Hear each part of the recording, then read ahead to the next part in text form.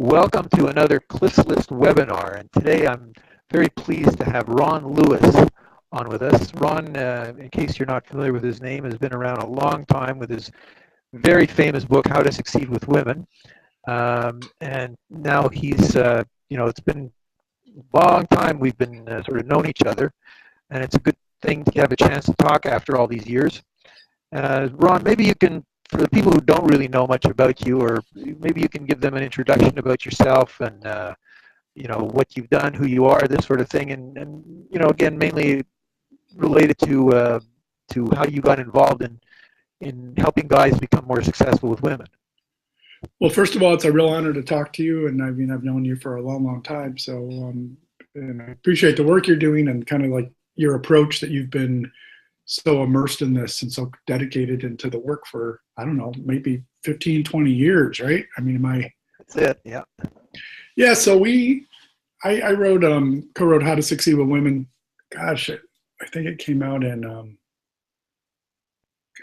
almost 20 years ago. And I remember one day I did a book called Sexpectations where I interviewed all these women on sexuality. And I did that as a college, like my last year of college. So I interviewed like hundreds of women about sex. And we had, David Copeland and I, we were living in this apartment, and we had been through just a very long, kind of very bad spell with women where everything fell apart. And we thought that there's got to be another way, which is, I think, how most guys come to this, where through failure and through frustration, we just thought there's got to be a way to solve this problem. And at that point, there were very little books about dating at all, actually nothing. And we were sort of thought, how could we methodically kind of approach this, with the 2 points being skills for meeting and succeeding with women, and then number 2, how to be like a stronger man in all areas of your life. And so both of those kind of come together in that book, which is sort of, I mean, it's a bit outdated and it was 450 pages long and very exhaustive, but that was where our approach was. And that was through Penguin Books. And they didn't even expect it to be successful for some reason. They sort of threw us under the bus. And through osmosis, I mean, it sort of just took off like crazy. And it was, I think at this point, it sold 250, almost 300,000 copies, and it's in 20 languages. And so that started this whole big tidal wave of our work. So then from there, we started to drill down into specific skills. So how to talk to women, how to be funny, how to have confidence, how to overcome the nice guy syndrome, how to overcome shyness.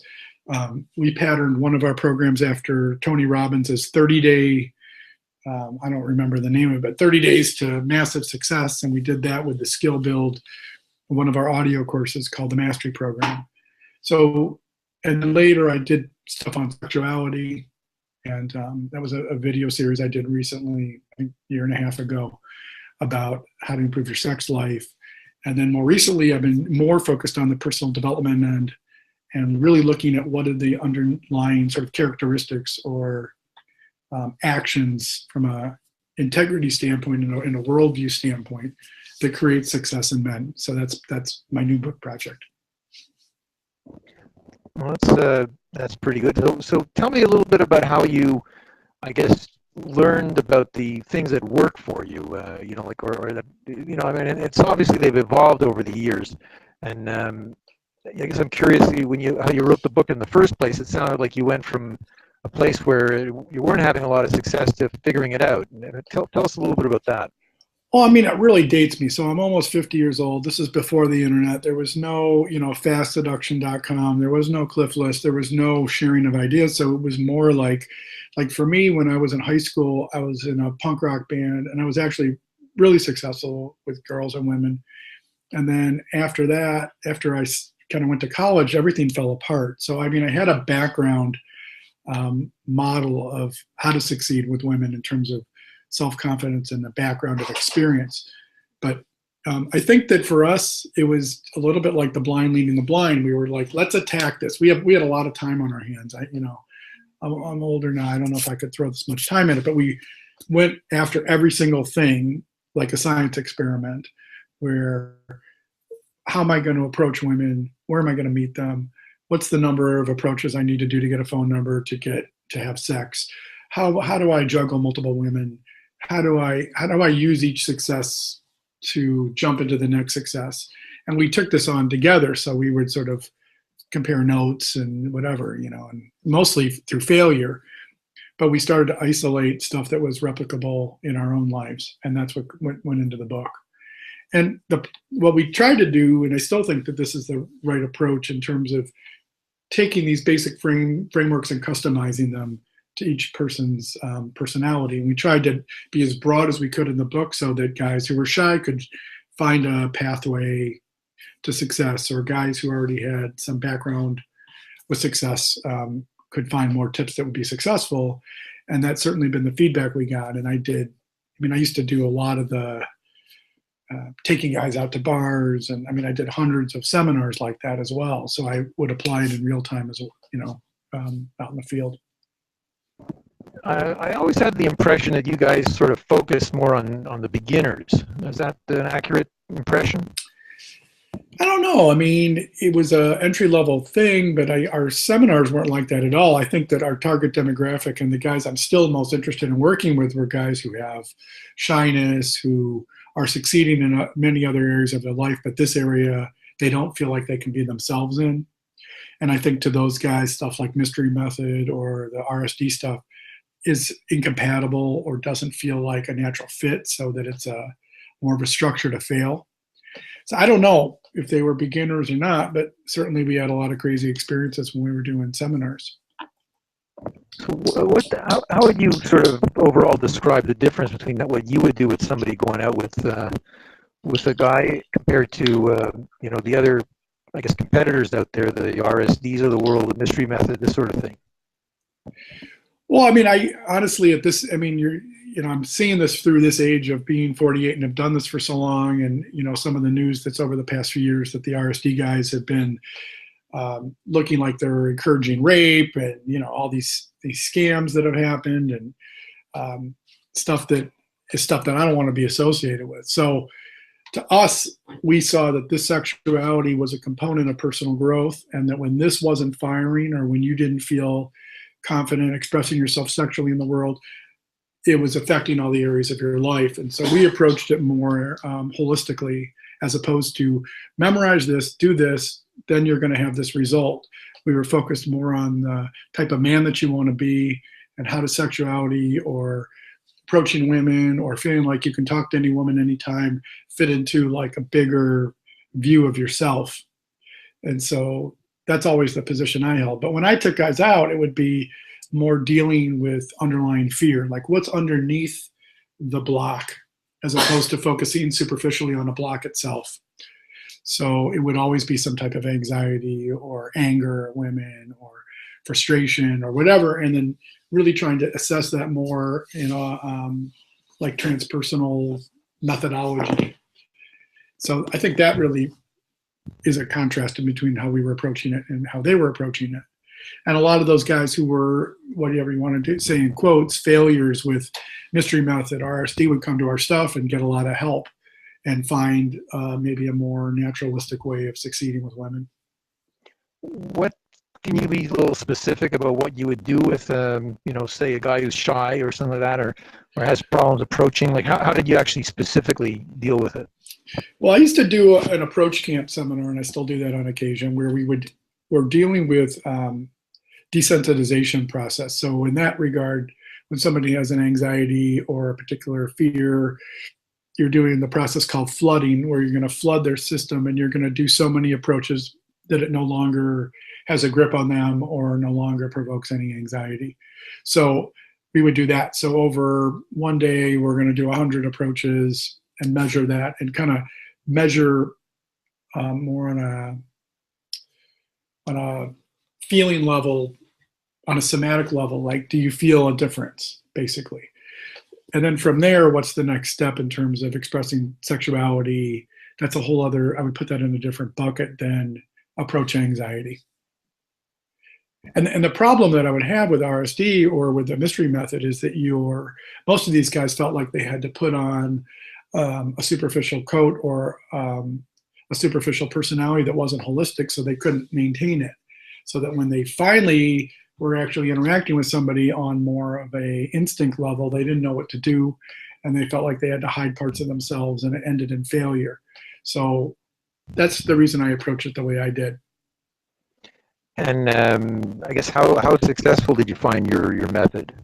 Well, for those guys, very, very successful, honestly. I mean, we would go out and pound it for days on end. I mean, I would do more. The other thing is everything that we did was much more customized, so that each person, there was an extensive intake, and looking at what specifically the fears were. And when I would be out with them, it would be, see this bar full of women. Who specifically are you the most afraid to talk to? Why? And then let's go do it over and over and over again, as opposed to do this and you're going to get this result. I mean, obviously that's not for everybody, and I'm not for everybody at all. I have a more abrasive than most people, so I understand that. But for the guy, guys flew in from all over the world to work with me, and it seemed to work pretty well for them. Okay, so what other things would you tell the guys when you'd be out with them? Other than just go and approach, women that you're kind of a little afraid of. How would you coach them in order to get them to, get into a good discussion or good conversation, or what was your method basically? Well, I think if you backtrack it or backcast it, you would be, what are the things you're actually interested in? And then how do you spot for women who are going to have something in common with you? Because I think that this notion that, because she's 22 and she's hot, so I'm going to talk to her, even though I'm 45 and I don't have anything in common with her, and everything that I have in common is a manufactured sense of bullshit, that's not going to be sustainable. So the whole situation was constructed that you would look for people with certain attributes or certain things, characteristics. So we would drill, for example, authentic storytelling, so that when you're approaching, you would naturally segue into something that you're interested in. And you would have that, it wouldn't exactly be scripted, but you would have the outline of this more seductive persona, and what are the attributes of that persona that might have a match. Number two is the non-attachment to outcome, which is, I learned that from shamanism, is like, you cannot act with an attachment to outcome, because if you're based on outcome, you're never going to succeed, because you always have one eye on something that's unachievable, possibly. Number three would be then rehearsing this stuff, just like any speech preparation, so that you don't feel tongue-tied at the time, so that you're able to go thing into thing into thing. So as opposed to memorizing a stacked pattern or something of that nature, you have attributes of yourself that you've highlighted in your awareness, so that you know what to talk to women about.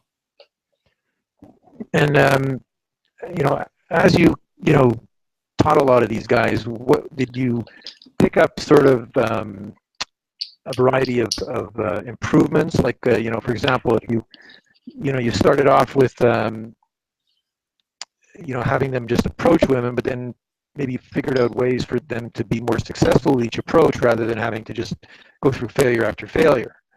Is there? But the approaches, if simple approaches, are actually not usually failure, and the fear of rejection and all that stuff is actually bullshit. Like, I would actually model being rejected. Like, I'm fearless with women. I'm not like some seducer, but I don't have any fear about getting slapped or getting drinks thrown on me, having somebody think I'm an asshole. So I would actually say, for most guys, they actually never get rejected, because they don't have the balls to actually make a real approach, that you're hot, you look great, what's your name, blah, blah, blah, blah, blah. The most of the guys are just such pussies about all this. So first of all, I would demonstrate here, I'm going to get rejected hard, so you can actually see this is what happens with it. And I'm fearless about it. So what they would do is, we had this pyramid that we would teach off of: the approach, the preparation, the approach, the sustain, the close. So preparation is mind preparation, and the approach is various types of approach, and then sustain is what are you going to talk about, and closing is some type of closing. So of course, when you're able to ask a woman what her name is, what time it is, blah, blah, blah, blah, some opinion question, something that you're curious about, of course it's going to lead into something that's going to prolong.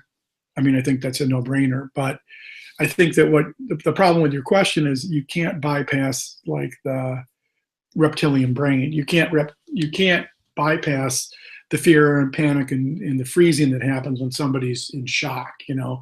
And even though that sounds a little dramatic, I think that that's true for a lot of guys, that they're just so freaked out. And so you can't holistically move on to point B until until that's your system isn't flooded with anxiety when you do an approach. So both of those things I think move in conjunction. So day one might be approach, approach, approach. Day two might be approach into the sustaining conversation, and then also looking for women who you think you have something interesting about them.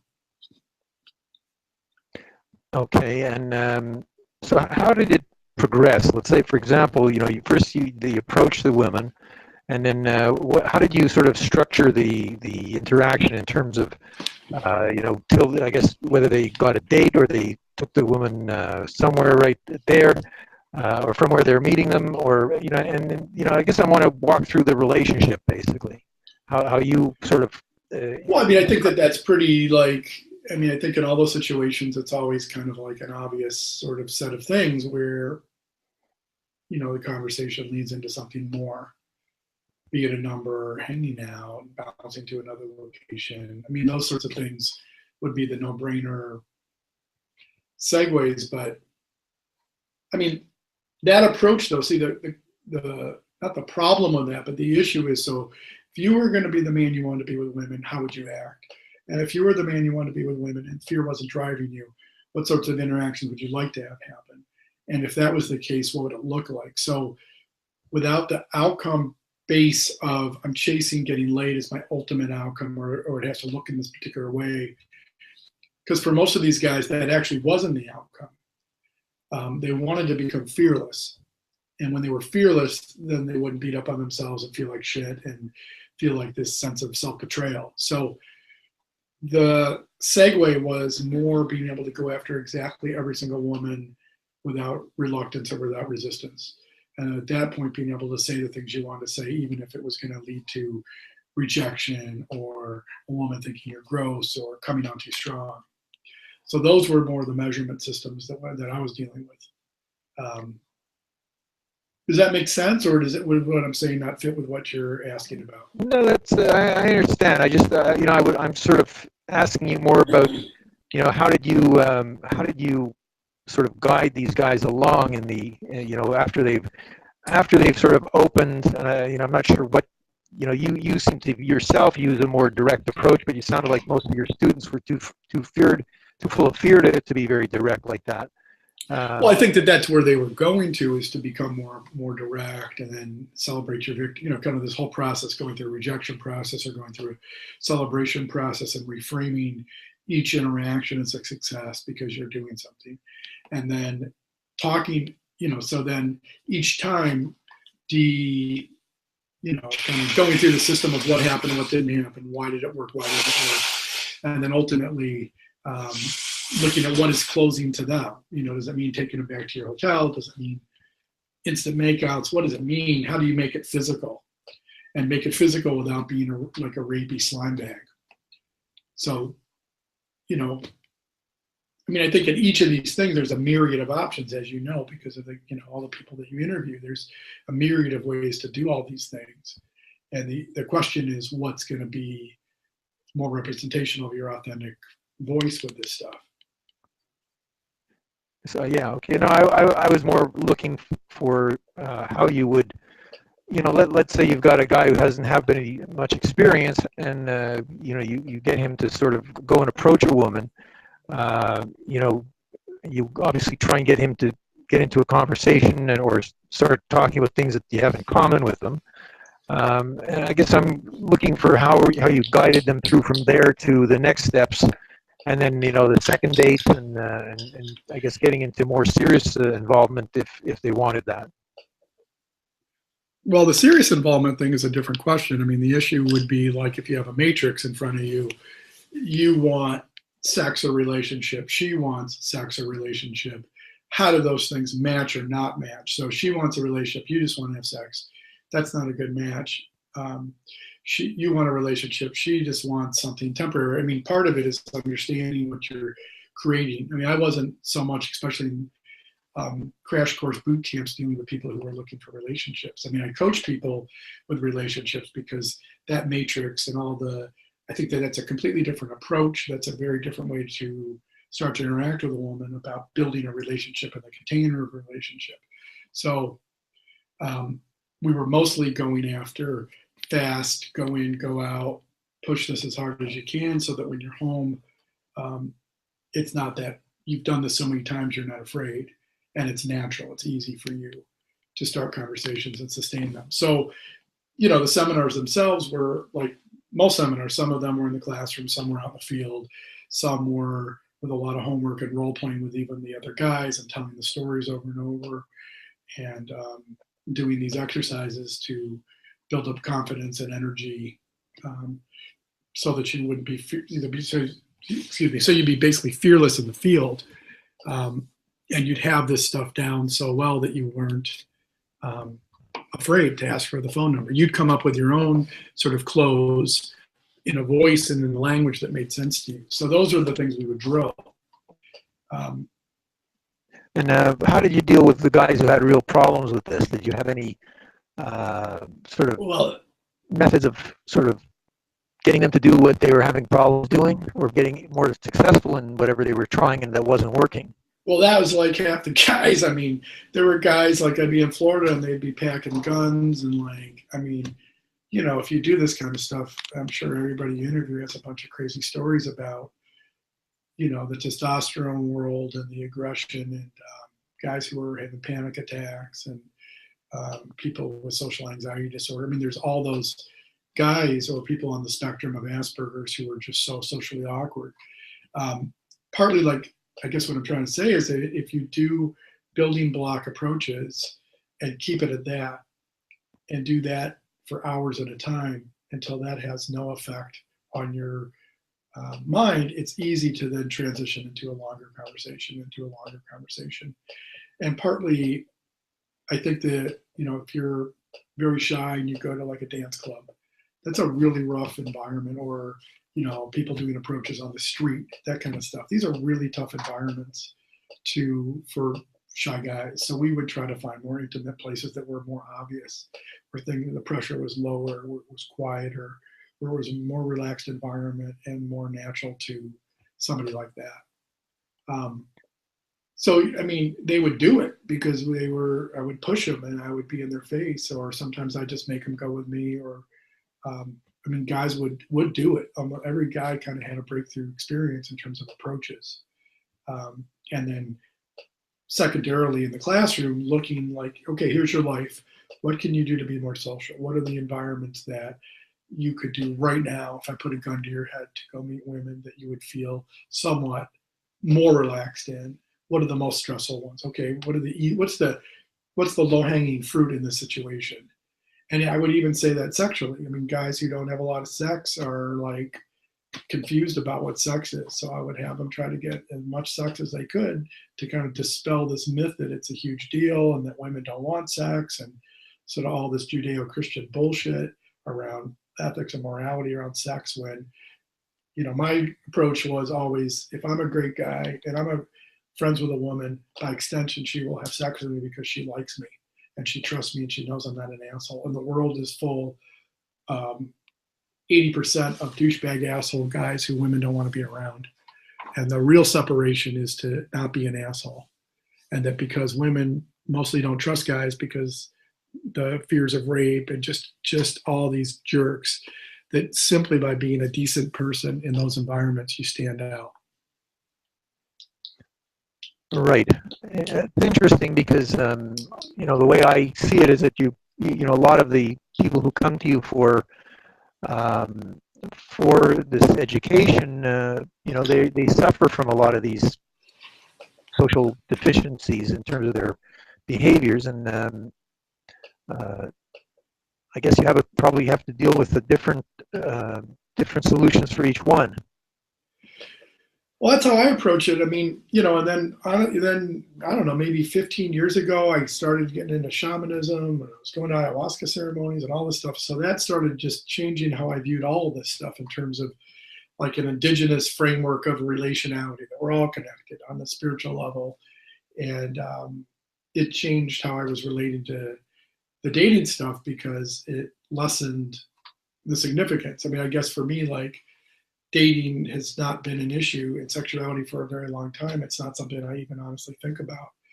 And to me, like, that's where healing happens and where progress happens, where this seeming problem is no longer a problem.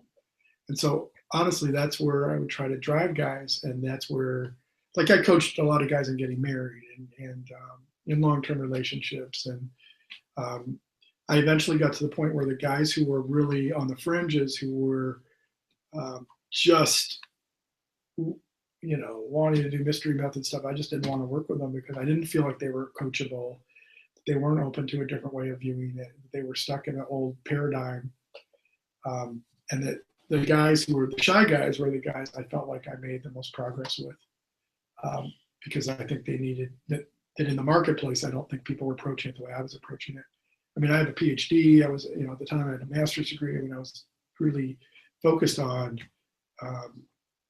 the personal growth aspect and also kind of proper adult education and training methods and approaching this in a more systematic way than some of the other guys. And I sat in on a lot of other people's seminars and saw how they did it. And what I didn't like about it was the same old kind of hierarchical stuff where the really young, the kind of frat boy guys were getting more attention by the frat boy instructors, and the older guys who were shy and were more clunky were getting left out.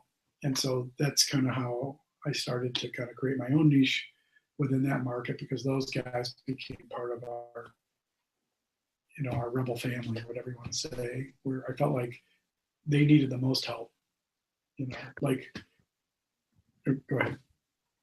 Well, tell me a little bit about your own path. It sounds like you yourself didn't have a lot of problems with women, and is that how did your sort of evolution go personally in terms of your skills? I mean, I was in high school. I was in a punk rock band, and I talk about this in my new book, but just kind of in my worldview, like in our little scene of punk rock people, there, was all these feminist girls, and there wasn't like a lot of sexual taboos where it was fine to just say, yeah, I think you're hot. Do you want to have sex? There wasn't like gamey stuff going on. And the women were the same way, pretty sexually aggressive and stuff like that. So it had a different template in my mind of how things could be without having to run game, because there was no game and there was no, even monogamy. This girl's with you, she's with him. It's not a big deal. It wasn't like a hippie commune, but it was, it was just a different way of acting. So that was all great.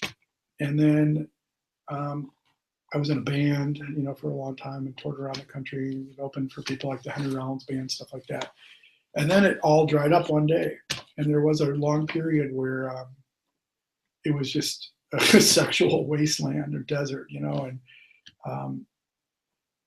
what came up for me, I don't know about the guys listening, but I was really raised with a pretty hardcore feminist mom. And for me, I started to see that I had a lot of sexual shame, and like, even though I was getting sex, I wasn't really that into it. And I kind of had to reframe my mind. And even I had been to India for like 6 months and thought about being a monk and stuff in my 20s. But when we came back and we decided to write the book, I was like, I got to deal with this shit because it's really holding me back on a core belief level where like I don't really feel that good about sexuality. And what the research project of Sexpectations did was like, and I just wasn't exposed to like, kink and weird sex and experiment. I didn't know about any of that stuff. I mean, I was pretty naive. And so through interviewing I interviewed like 400 women extensively about sex and dating and everything. And it just broke my brain in terms of like, I just had no idea that the world was like this, I had fallen into the trap that most guys do, that women don't like sex and that the world sex is this underground thing that doesn't really, it happens to other people, but not to me or something like that. And so when I did that, that just shattered all my beliefs. And so that was my jumping off point. And then just doing tons and tons and tons of dating, tons of approaching, and then just being really an asshole, kind of going overboard. I mean, I know that when you find the middle way of anything, you go from, one side of the pendulum to the other one, and eventually you find your center. So I think I just went on the side of being an asshole. And then I started to see the consequences of that: breaking hearts, having guys threaten to kill me, going after women who are married, not having a sense of ethics or morality in myself. So that informed, all that stuff kind of went into the How to Succeed with Women stuff, is when looking at my own life of seeing how bad things, it's kind of like grass is greener, then you get there and you think, this is fucked too, I wish I was the other way, and kind of just finding what's going to feel like authentically me without trying to perform for anybody, And that was some of the trap of doing the dating stuff and being on TV and everything, was feeling like we had to dumb ourselves down and act like, be more superficial than we really were, with our beliefs and what we're interested in. And that's some of my critique of the seduction community, is I feel like guys oftentimes dumb themselves down, act like adolescents, rather than the things that they're interested in. And I know that for everything that you're interested in, there's women who are into it. And that's been like the epiphany of, like, you can find your counterbalance. It's just a matter of where you look. So if I understood, you had a kind of like a dry spell, and what really pulled you out of that was doing these lot of interviews with women and getting an understanding of how they looked at life and love and sex, and that really opened your eyes, from what I gather. Yeah, for sure. I mean, yeah. I mean, and I've been in my share of shitty relationships too, or like sexless relationships in your 20s, which is like, just want to put a gun to your head or something. But yeah, that was like the moment of, like in Tony Robbins' world, like the moment where enough is enough and you're going to change your life. I mean, there was a moment of like, I can't fucking live like this anymore, and that life's too short. I mean, I was still in my 20s, but even so, I think we all have those moments of clarity, or moments where we need to change our lives, and that what we've been doing habitually isn't working anymore. If you were to have somebody today, with your more holistic approach, what would you do differently today if you had somebody come to you and had, I guess, one or more difficulties that maybe you've seen previously, but now that you have a lot of more experience and you've sort of, sounds like you've expanded your view of these things, what would you do today with somebody? Well, first of all, I think that the notion of like a boot camp is kind of isn't sufficient.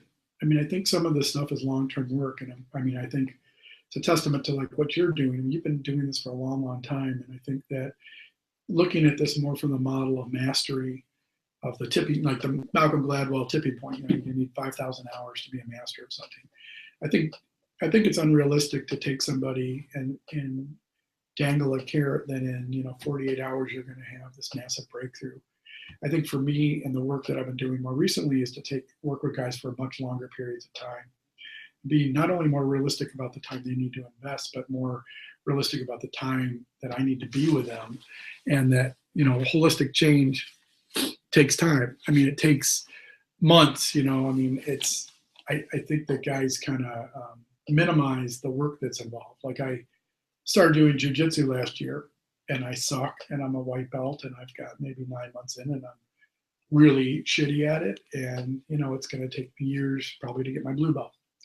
And there's no pretense in that training system that suggests that, in a weekend, or if you do this and this, you're going to get this. You can't really rush the process. And I think that's the problem, is always searching for the next like trick or the next best bypass to the hard work, is I think one of the failings of the seduction community. So if I was going to, if I was started right now, some guy came to me, I would first of all make sure he was really committed, and that he wasn't looking short term, that he was looking long term. And then I want to make sure he's actually going to put the work in, because I don't want to waste my time with people who aren't going to actually bust their ass to make the result. And that, a lot of guys would come, I mean, this happened, I don't know, 10, 20% of the time, where they say they're committed, and then when they get them in the classroom, they're not actually doing jack shit, and their fear overtakes them to the point where they're not coachable. So I can't work with that. or it's all like abstract. So, so Ron, what about this woman, blah, blah, blah, this theoretical example as opposed to an example in their real life. So to me, I want to make this stuff as concrete and as real as possible, as quickly as possible, and really get into the specific blocks and really isolate them and really do battle with them in a really intense way. So if it's fear, let's deal with fear. If it's, because that's the problem. The approach isn't about the approach or the words out of your mouth. It's about fear. Be straight about the fear and really go after that fear and really be committed to going through it. I mean, that's one of the things I learned going to these ayahuasca ceremonies, doing this hallucinogen, it was scary as shit. It was really confrontational and it was brutal. And at the other side of it was freedom. And that template for me stays with me with the dating stuff, where whatever you want, you got to be able to really go in it hardcore. And if you're not, you're just wasting your time. What about, so obviously fear was probably the most significant and common, I guess, thing that you were dealing with from these guys. But what other sort of problems did they have that you would deal with, and how would you deal with those? Well, I mean, on top of that is like that lack of sensitivity. So the lack of being able to step into another person's shoes. So that's one of the symptoms, say, of Asperger's, is not the lack of empathy. So these guys are dealing with these women, and they're not dealing with them like they're human beings. They're dealing with them like they're just objects. There's nothing, just to be clear, nothing wrong with wanting to have sex and sexualizing women, but these approaches come across as cold because they're not realistic. So some of this is this lack of empathy, or how does it feel? Like we would do this exercise where we pretend to like sell somebody a notebook, for example. And I wanted them to have the experience of what does it feel like when I'm pressuring you to buy this? Doesn't it feel like shit? How does it, what buttons get pushed? What are the thoughts you have? How do you react? That's what women feel like when you come on pushing them really hard. So I would say that's like skill number 2 is like, how does this land? How does this land with somebody? And then on top of that, overriding that is like, what's the kind of man you want to be? So if you're going to run game and scams and lies, what does that do to your own self-esteem? I mean, see, a lot of this to me wasn't about like being a feminist or being a nice guy or being soft. It's more like inside myself, I feel like shit when I do these things. They actually damage me when I act out of integrity. So some of this is like ethical or integritous behavior, like walking your talk with a sense of overriding ethics that guide your life. And that was the principle number, like say 3 that was missing in these guys is like, how do you carry yourself in all areas of your life? Because this is one component. But if you're an asshole in this area, you're an asshole. It bleeds into other areas of your life. So it's just a lot of, I think, like reconditioning. And there's just not a lot of that reconditioning happening in the marketplace or in our world as men. I mean, there's just a lot of confusion, I think. And I don't think we see pieces of this in popular culture. We see the extremes of like the John Gray, like the pussy man, or we see the seduction guys, but we don't see like, how do you construct yourself so that you're strong in all areas without having to be an asshole. But you can still be highly sexual. You can have multiple girlfriends and be straight about it. You can, whatever. You can be as debaucherous as you want and still have an overriding sense of personal responsibility and ethics. How would you deal with guys who really never had sex and it's just this massive mountain in front of them that they're very difficult for them to climb? I don't know. I mean, that's the $10,000 question. I mean, you probably know. I don't know how to answer that. Like, one part of me was like, "Fuck, let's just go to Vegas and get these guys laid out of the gate with prostitutes, and then they have the experience, and then let's grapple with it." I mean, I don't know. I mean, this one guy came once from Ireland who had never even seen a naked woman, so I took him to this strip club, and he was like in shock. So, I mean, these are just extreme examples, and I'm not really sure what to say. I mean, part of it is like, I think, like I said, I come back to the how much time and energy you're willing to put into this. How far are you willing to go? Like I spoke to a guy just a couple of days. I was interviewing a guy, and he was talking about how he always had a belief that he couldn't date hot women, so he spent a lot of time at strip clubs in Vegas and in LA, and was just around hot women until it wasn't intimidating, for example. So I mean, that's that was his solution. I don't know. I mean, that's just. Well, I would have thought you would have come across a lot of guys like that. And, I mean, it didn't happen that much. I think I only dealt with 3 or 4 virgins. I mean, really, but I mean, to me, like, you got to look again underneath. What's underneath that? Is it this fear of women? Is it fear of sexuality? Fear of yourself? Is this your like Catholic upbringing? What is it? What are all the stigmas and dogmas you have around sexuality that can be dismantled before you can feel good about yourself? Because without doing sort of this critical analysis, simply having sex isn't going to address it because they're going to feel bad. I mean, there's guys who feel bad for masturbating. I did this DVD thing or this downloadable sex course, sexual mastery, because my premise from dealing with guys like this was, so what if you can get numbers? So what if you do mystery method? Great. So what if you pick up women? So what about all this stuff? If when it comes to the bedroom, you don't feel a sense of confidence or any sort of understanding of women's bodies or female sexuality, then you're going to fail. And then they're going to think you're an idiot and a putz. Then you're going to be rejected. So that question kind of opens up a whole other can of worms that I don't think, again, is being addressed in the seduction world, which is sexual performance or feeling good about sexuality. I mean, like I said, a lot of guys felt bad about coming or oral sex, or and so that's just like a much deeper issue. And again, you're not going to get that out of one conversation. It's really doing this critical analysis to analyze, why do you think that? Where did that come from? And does that serve you? And is it true? And how does that play out? And kind of like, what's the causes of that? And what's the how does it cost you in your life to believe that? What type of isolation does that create in you? And then what kind of resentment? So again, like, I think that we're missing sort of the intellectual piece about thinking about these issues and thinking through them step by step. And it's so much easier to be allured by, let's just go get laid in 5 seconds and get drunk and whatever, but doesn't address the underlying symptoms.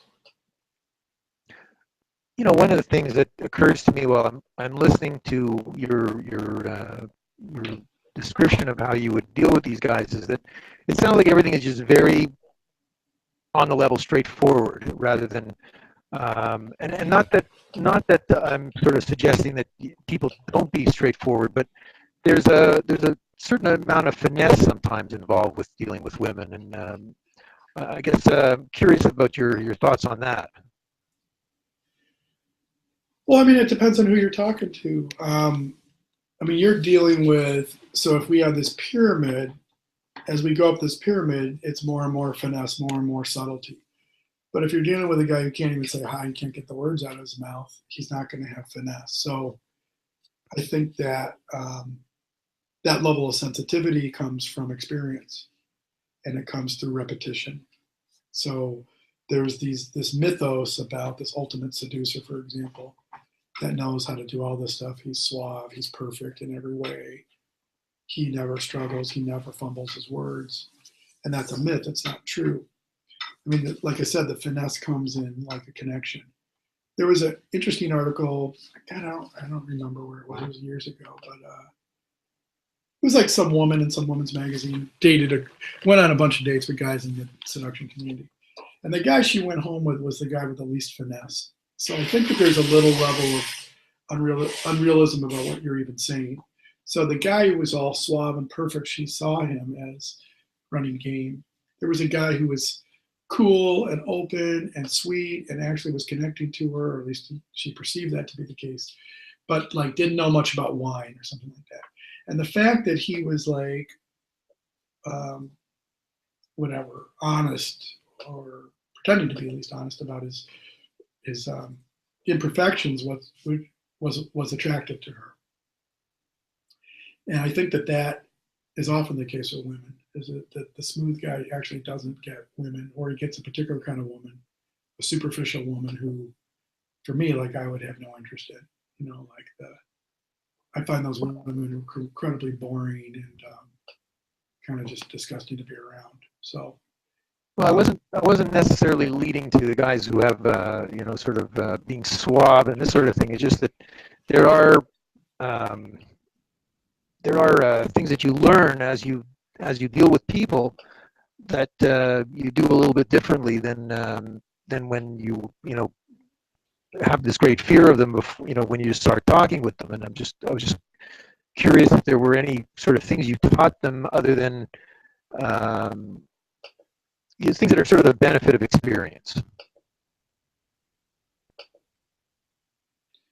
well, I mean, I think in the, again, to the pyramid of the sustain phase, you got to talk about something, and you have to be interested, and you have to be interesting, and you have to ask questions, and you have to respond. And I think the sophistication is in being able to read somebody and to know, be able to read their cues of, are you pushing too much? Are you asking too much? Are you not revealing enough? Are you revealing too much? Are you actually paying attention to what they're saying? Are you relating to what they're saying? I mean, that's the level of sophistication I think that most guys don't have. Most guys are sitting on their hands waiting to say the next thing. And most women have the experience of not being heard or understood or being recreated in a conversation. So certainly over time, guys are learning that kind of stuff. But like I said, you're kind of putting the cart before the horse in some ways for most guys. Um, so Um, okay. But why don't you tell us a little bit about your new book that you got coming out, and I guess how that approach deals with women compared to maybe the way you used to deal with them. well, the new book's really not really about women at all. It's more of a template about becoming an interdimensional man.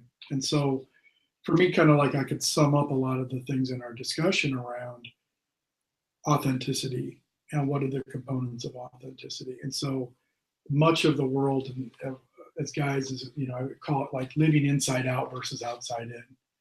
And when you have an outside in perspective, you're letting other people drive your beliefs. You're doing all to appease other people, sort of these outside influences versus things that make sense to you as internally congruent or self-driven, or finding your own niche within everything. Like I said, in the problem with the seduction community, like from the vantage point of this book, is that it's all outside it. It's all outer dimensional. It's pattern yourself after this person, you're going to get this result, rather than, and in the process, ignore who you are. What are you interested in? Fuck what everybody else is interested in. And another category of that is, how do you be responsible for yourself? How do you be responsible for your projections, responsible for your life? Most of us are not willing to do that kind of hard work, or go through, put ourselves in a beginner mind, or put ourselves in uncomfortable situations. And I think all those things kind of inform this book. And the book's called Walking the Hard Path, Becoming an Interdimensional Man. So I look at the hard path being the path that's not, path less traveled, the path that shedding what's been inherited, what's cultural, and finding that still voice within. What is the thing that you most want to express into the world? So if guys, if your life is just sex and dating, that creates a pretty small world. I would think of a person more holistically as having spiritual component, mental component, emotional component, interests, body component, interested in arts, interested in a paradoxical viewpoint. That's the other thing that I would teach a lot in seminars, would be, how do you present your viewpoint in an interesting way? What's interesting is a paradox of things. You're politically conservative and Republican, and you're an environmentalist. Okay, that's somewhat interesting. Or you're into ballet and you're into MMA. And those sorts of things, when you can express this individualistic viewpoint, are what gives life the most juice, the most interest, and the most sustainability. So that's part of, if you're interested, you go to the interdimensionalman.com and you can read about the book. But that's where I think, at least for me, where guys need to go is to kind of strip away and throw everything else away that they've been taught and recreate themselves in a different way, in a more transformative way, using the stuff we talked about in this interview: criticality, thinking things through, finding authenticity, really dismantling an outside-in belief structure so they can find a different way of living that feels more authentic.